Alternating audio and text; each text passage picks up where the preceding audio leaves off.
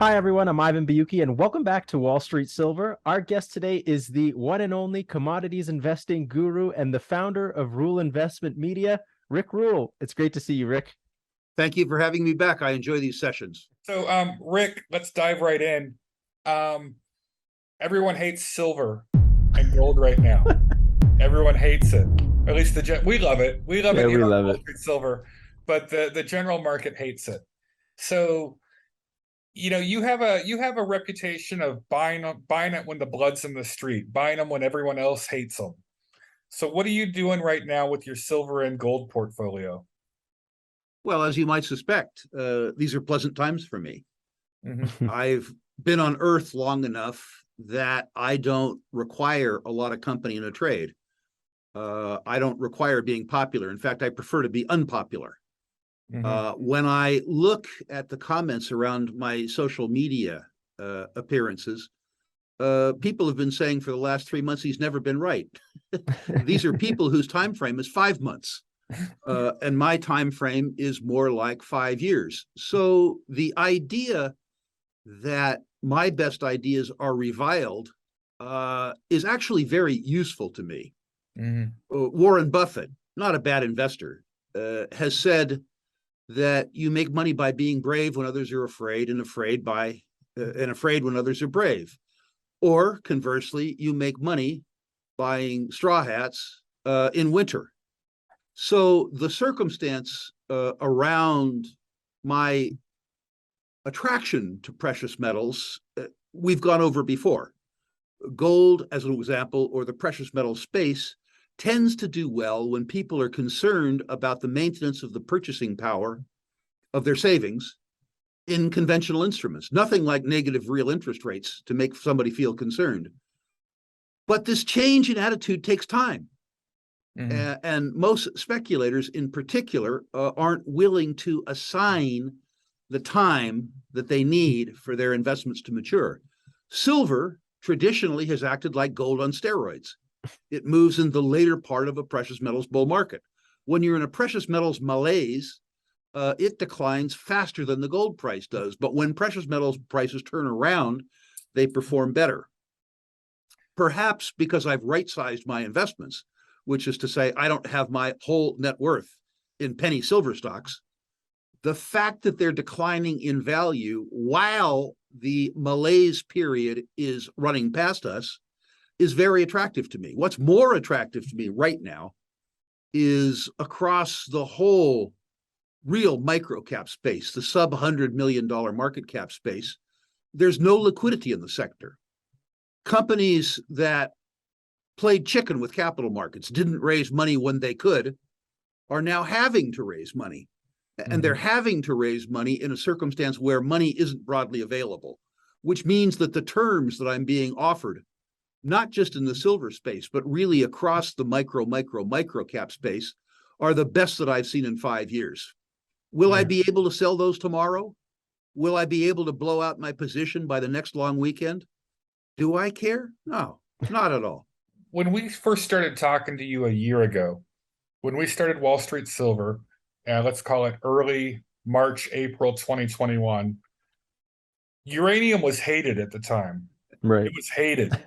And I went back and looked at our early videos with you when we first interviewed you, and you were talking up uranium before uranium got hot. And you were talking about, you were reviewing every single uranium exploration and junior producing company out there, and you were buying them hand over fist. You bought them when everyone hated them. Mm-hmm. And now uranium's trendy. Everyone's talking about it. Japan's starting up all their nuclear power plants again, taking supply off the table. Sprott Uranium Trust is buying, millions of pounds of uranium and taking it off the market. So I sort of bring up the uranium history of you were doing that, buying them when everyone hated them. Right. And now uranium's, at double the price, and it's still going, and you're not selling uranium yet, or your uranium stocks. So should silver and gold investors be taking that longer term view? I guess that's the analogy I'm trying to make. I think that the broad part of the analogy is accurate, which is to say you buy a sector, if you like the sector, when it's out of favor. Right. You don't wait for the psychological reinforcement of rising prices, because the rising prices reduces your yield. Listen, if nothing has changed around a company, but the price has doubled, it's arithmetically half as attractive. If nothing has changed around a company and the company falls by half, it's arithmetically twice as attractive. But most people don't make the connection between price and value. Most people pay real attention to the price with having no knowledge of value. Wow. The price is a floating abstraction if you don't have any sense of what the value is. And most people would rather be comfortable than become rich. I'm already comfortable. You're already rich. I don't speculate. I don't speculate to be comfortable. Yeah. You know, I go out and, you know, sit on my deck in the sunshine and drink a beer with my wife to be comfortable.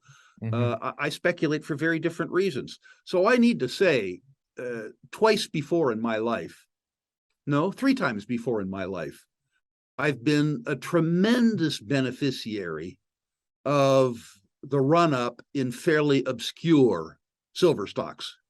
It's happened to me 3 times now. At age 69, I'd like it to happen one more time. Will it happen? I honestly don't know, but I think it's a probability, not a possibility. And I get admission to this potential party, whenever it might occur, at prices that are lower in the silver space than I would have dreamed of enjoying a scant 3 years ago.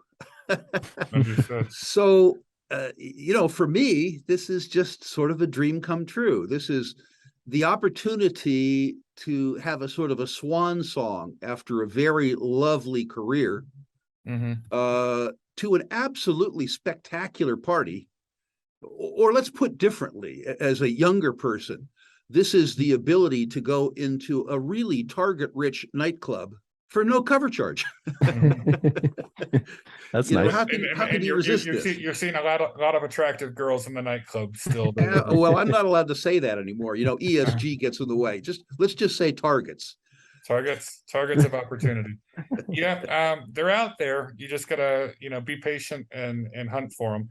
And you were telling me, if you're looking at private placements, and that's what's worth investing in right now, if you're in this sector, you're looking for warrants on a private placement that go out more, you know, if a half warrant or a full warrant that goes out 2 or 3 or even 5 years. That's what you're looking for. That's where the terms where you think it starts looking attractive. Yeah, absolutely. I mean, you really shouldn't do a private placement if you don't get a warrant. You get restricted securities, and you're providing capital and liquidity to people who have free trading securities.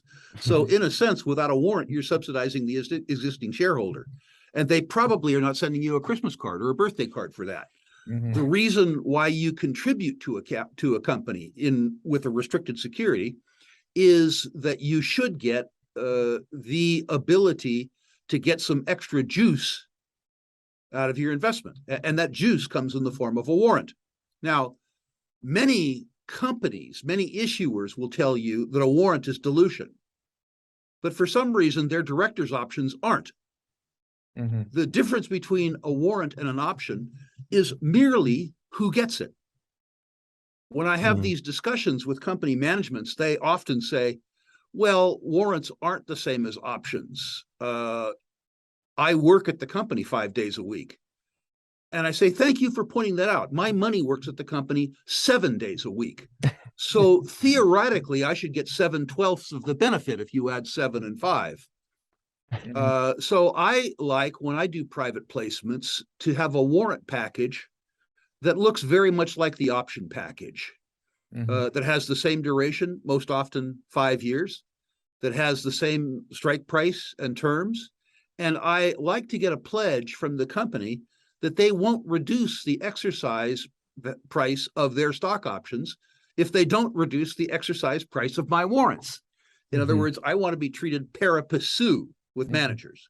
So, Rick, one of the things that has a big impact on, you know, silver and gold prices, and that's why we talk about it so much here on Wall Street Silver, is what central banks are doing. and how that affects the dollar versus the euro, or the dollar versus the yen.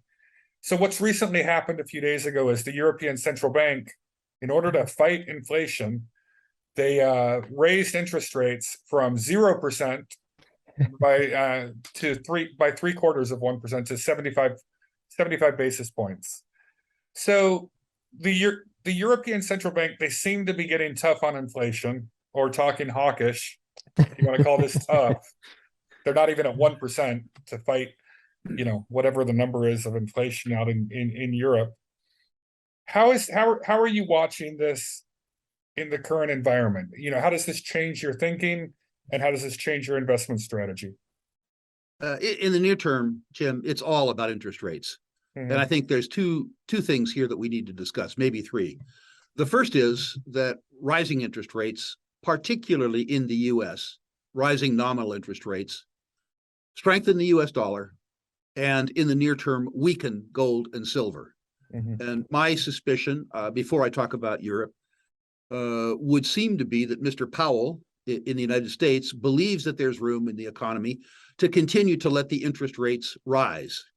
And to the extent that he is able to do this, we will continue, I believe, to have soft markets in physical gold and physical silver, and as a consequence, soft markets in gold and silver equities.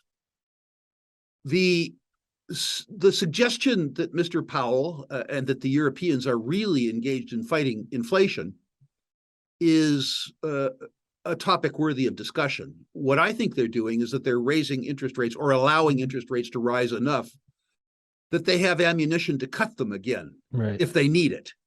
If they were really interested in fighting inflation, they would get out of the way. Traditionally, interest rates, you haven't had to talk about nominal interest rates. You talked about real interest rates. And if the rate of inflation in the euro area is 8% and the rate of inflation in the United States is 9%, traditionally, real interest rates on real savings products like the US 10-year Treasury have traded in front of the rate of inflation. So if Mr. Powell was serious about fighting inflation, the US 10-year Treasury would have a 10 handle on it. The US 30-year fixed mortgage rate would have an 11 handle on it. If they were really serious about fighting inflation, you would have a real yield for savers. Mm-hmm. They aren't serious about fighting inflation.